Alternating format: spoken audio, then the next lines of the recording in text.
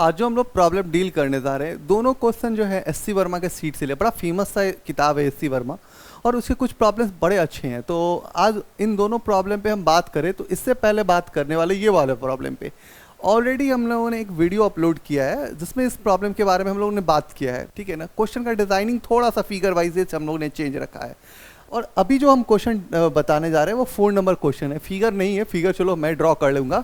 Question क्या कह रहा है वो हम आपको बता देते हैं, ठीक है ना। तो आपको क्या करना है, find the magnitude of the electric field at the point P। एक पॉइंट दिया है P है, फिगर हम लोग ड्रॉ कर लेंगे, वो पॉइंट पता चल जाएगा कि कहाँ पे वो पॉइंट है। तो उसमें एक कंडीशंस दिया हुआ है कि D जो है वो लेस देन A है, और डाइपोल मोमेंट का जो फार्मूला होता है P बराबर क्या होता है, Q इंटू 2A होता है, वो फॉर्मेट दिया है, ठीक है ना। तो सबसे पहले जो कॉन्फ़िगरेशन में डायग्राम दिया है वो ये है कि यहाँ पे एक सिंगल चार्ज Q रखा हुआ है, ठीक है, और यहाँ पे एक पॉइंट P रखा हुआ है, ठीक है, और इस पॉइंट का डिस्टेंस कितना है, D है। तो पूछा जा रहा है कि इस सिंगल चार्ज का इलेक्ट्रिक फील्ड क्या होगा।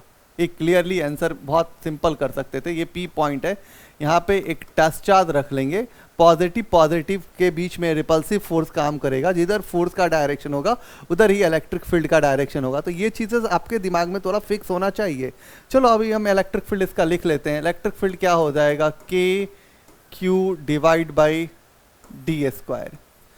जो दूसरा क्वेश्चन है, पिछले लेक्चर्स में हम लोग डाइपोल के बारे में बहुत सारी बातचीत किए थे, अभी वही क्वेश्चन है। -Q है और एक +Q है, ठीक है, और ये पॉइंट P है। तो याद करो कि हम बोले थे कि परपेंडिकुलर बाइसेक्ट कीजिएगा, ये डिस्टेंस D है, तो हम इसको ऐसे ऐसे दिखाते थे, और ये भी पता था कि निगेटिव चार्ज है तो डाइपोल मोमेंट का डायरेक्शन क्या होगा, निगेटिव से पॉजिटिव की तरफ होगा, ठीक है।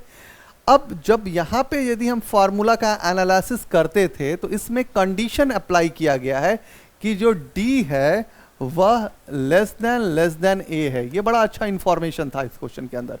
तो यदि हम इसका मान लीजिए कि इलेक्ट्रिक फील्ड E1 आ गया, तो यदि हम E2 खींचें तो E2 बराबर क्या हो जाएगा, KP और क्या हो जाएगा, DQ हो जाएगा। नॉर्मली यदि हम फार्मूला लिखते थे डाइपोल मोमेंट में तो याद है वो नीचे का फॉर्मेट होता था R² X² और 3/2, ठीक है।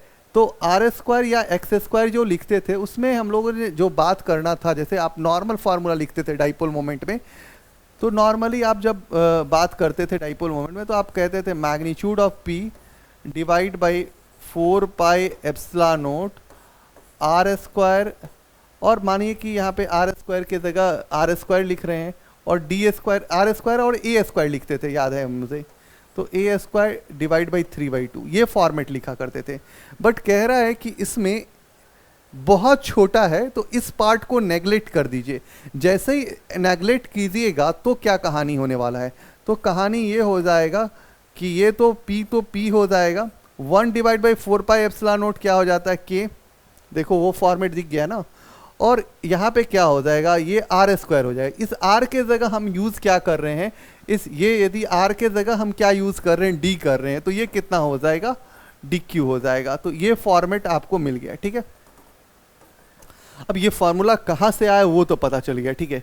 अब इसको क्या करना है कि थर्ड वाले फिगर में आपको अप्लाई करना है। अब जो तीसरा फिगर है वो क्या है वो ज़रा देखिए, तो वो है एक -Q चार्ज है, एक +Q चार्ज है, और फिर एक +Q चार्ज है, ठीक है। तो -Q और +Q एक डाइपोल बन गया। तो अभी क्या है कि ये एक पॉइंट हमारे पास यहाँ पे P पॉइंट है, पूरा इंटायर पे बात करना है, तो इंटायर पे 3 चार्जेस दिख रही हैं। तो एक चीज़ तो कीजिए, प्लस चार्जेस है तो इलेक्ट्रिक फील्ड E1 कहाँ बनेगा, इस डायरेक्शन में बनेगा, ठीक है। इस डाइपोल मोमेंट का जब डाइपोल मोमेंट आप देख रहे हैं तो वो निगेटिव से पॉजिटिव की तरफ है, तो इलेक्ट्रिक फील्ड किधर होने वाला है, उसके ठीक अपोजिट।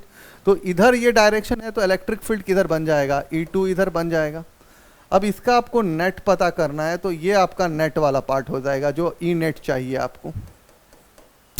आप एक और चीज़ क्लियर कर लीजिए, यहाँ पे एंगल पे क्या होने वाला है, तो ये एंगल कितना होने वाला है, 90 डिग्री। cos 90 कितना होता है, 0, क्योंकि आपको जैसे ही ये फार्मूला फॉर्मेट दिखेगा तो आपको वो वाला फार्मूला याद आ रहा होगा, A² B² 2ab cos theta, वो सारी चीज़ें दिमाग के अंदर चलने चाहिए। वो जैसे चलेगा ना तो आपका काम आसान हो जाएगा।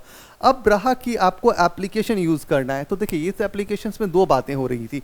पहला कि सिंगल चार्ज का इलेक्ट्रिक फील्ड, दूसरा डाइपोल का इलेक्ट्रिक फील्ड।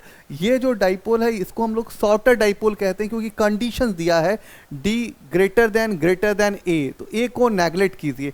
तो नॉर्मली यदि आपके पास इक्वेटोरियल पॉइंट पे जो कंडीशंस होता है वो ये होता है, ठीक है। अब आप यहाँ पे R के जगह क्या करना था, आपको D सब्स्टिट्यूट करना था, ठीक है। तो ये वाला टर्म को नेगलेक्ट कर देना था, तो ये क्लियर आ गया। और ये जैसे ही क्लियर दिख रहा है तो यहाँ पे E2 आपको पता चल जा रहा है। तो E1 का तो कंडीशंस आपको पता चल गया, E2 पता चल गया है। अब आप क्या लगाओगे, ई नेट बराबर क्या हो जाएगा, तो ई नेट बराबर हो जाएगा रूट अंडर E1 स्क्वायर जो E2 स्क्वायर जो 2E1 E2 और cos 90 डिग्री। ये आसान है, cos 90 कितना होता है, ये पूरा टर्म ज़ीरो, तो ज़ीरो उड़ा दो। अब ये E1 और E2 आ गया है, ठीक है। अब यहाँ पे E1 और E2 का वैल्यू सब्स्टिट्यूट करो, तो E1 का वैल्यू कितना होगा ज़रा बताओ भाई। तो E1 भाई आपका हो रहा है KP और D स्क्वायर और इसका होल स्क्वायर, और ये क्या हो रहा है, यहाँ की जो वैल्यू आ रही है वो क्या आ रही है भाई, तो यहाँ की वैल्यू आ रही है KP और DQ और इसका होल स्क्वायर। या थोड़ा स्पेस कम है तो थोड़ा मैथमेटिक्स वाला काम हम यहाँ पे कर लेते हैं। तो यहाँ पे जैसे ही करते हैं तो देखिए क्या होता है, आराम से क्लियर आपको दिख रहा होगा। तो यहाँ पे हम लोग कर लेते हैं, तो ये क्या हो जाएगा, K स्क्वायर हो जाएगा, ये Q स्क्वायर हो जाएगा, और ये कितना हो जाएगा, D पे पावर 4 हो जाएगा, प्लस प्लस। थोड़ा हम स्मार्ट है कि स्पेस छोड़े हैं, बाद में इस स्पेस को यूज़ कर लेंगे। तो यहाँ पे क्या हो जाता है, K स्क्वायर हो जाता है, P स्क्वायर हो जाता है और D6 हो जाता है, ठीक है। अब आप क्या करने वाले हैं, थोड़ा सा यहाँ पे दिमाग का लेवल थोड़ा सा अप करना पड़ेगा। मैथमेटिकल बात करने वाले हैं। मैथमेटिकल क्या बात करने वाले हैं, यहाँ पे D6 है तो इसको D6 लिख पाने के लिए क्या करेंगे, इधर भी हम D स्क्वायर से और इधर भी D स्क्वायर से मल्टीप्लाई कर दिए। अभी आप देखो कि यहाँ पे K है और यहाँ K है, तो क्या चीज़ें जो है वो कॉमन आउट हो सकता है, तो K कॉमन आउट हो सकता है। दूसरा क्या कॉमन हो सकता है, ये D6 जैसा ही बन गया तो ये DQ बाहर आ जाएगा, और ये क्या हो जाएगा, Q स्क्वायर इधर बच जाएगा और D स्क्वायर बच जाएगा, प्लस का साइन बच जाएगा, और यहाँ से K स्क्वायर बाहर आ गया तो सिर्फ बचेगा क्या, P स्क्वायर बचेगा। तो इस फॉर्मेट में SC वर्मा ने आंसर रखा है, ठीक है। आंसर के पीछे थोड़ा नहीं जाते, कॉन्सेप्ट वाइज पे काम करते हैं। तो ये आपका कॉन्सेप्ट था, ठीक है ना। इस कॉन्सेप्ट पे थोड़ा वर्क अराउंड काम करते तो आपको एक ही चीज़ पता था कि जैसे ही इक्विलेटरल पॉइंट्स हो रहे थे यहाँ पे, तो निगेटिव चार्ज है, यहाँ पे टच चार्ज रखिएगा। टच चार्ज रखिएगा तो फील्ड क्या होने वाला है, एक डायरेक्शन इधर की तरफ होगा। ये प्लस है, टच चार्ज रखिएगा तो क्या होगा, डायरेक्शन, ये प्लस है तो डायरेक्शन किधर होगा, तो प्लस होगा तो डायरेक्शन इधर होगा। देख लो भाई, अभी वो E का डायरेक्शन हम लोगों ने ऐसा क्यों लिया था, उसके पीछे थोड़ा काम कर रहे हैं, ठीक है। अभी दोनों डायरेक्शन, मान लो कि ये यहाँ पे जो वैल्यू आ गया, मान लो कि ये वैल्यू E2 आ गया, ये वैल्यू मान लीजिए कि E1 आ गया, E1x ले लेते हैं, ठीक है ना, और इसको E2x लिखते हैं, कंफ्यूज मत करिएगा, ठीक है ना। x जान करके लिख लिए हैं क्योंकि E1 और E2 के फॉर्मेट में हम लोग लिखे हैं। अब काम करो भाई कि डाइपोल मोमेंट का डायरेक्शन इधर है, तो इक्वेटोरियल पॉइंट किधर बनेगा, इधर बनेगा, ठीक है ना। इक्वेटोरियल वाला पॉइंट इधर बनेगा, मतलब जिधर डाइपोल मोमेंट का डायरेक्शन हो उसके अपोजिट आपका इलेक्ट्रिक फील्ड होगा। तो ये E2 इसलिए हम लोगों ने ऐसे लिख दिया, ठीक है ना।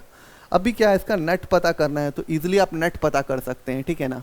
तो यहाँ पे भी हम लोग थोड़ा पैरेललोग्राम का फील लगा देते हैं, इस तरह से लगा करके फिर रिजल्टेंट निकालते हैं, फिर हम लोग इसके बारे में बात करते हैं। जब बात करते हैं तो फाइनल रिजल्ट जो आता है, मतलब इस सारे का कैलकुलेशन करके जो फाइनल रिजल्ट आता है वो ये आता है। अब इसी में एक चीज़ याद रखना है कि कंडीशन दिया हुआ, इस कंडीशन को ही यूज़ करना था। D D greater than A वाला कंडीशंस को सही से अप्लाई करना था। जैसे ही उसको अप्लाई कर रहे हैं तो हमारे पास क्या फार्मूला आ गया, ये वाला DQ वाला टर्म में।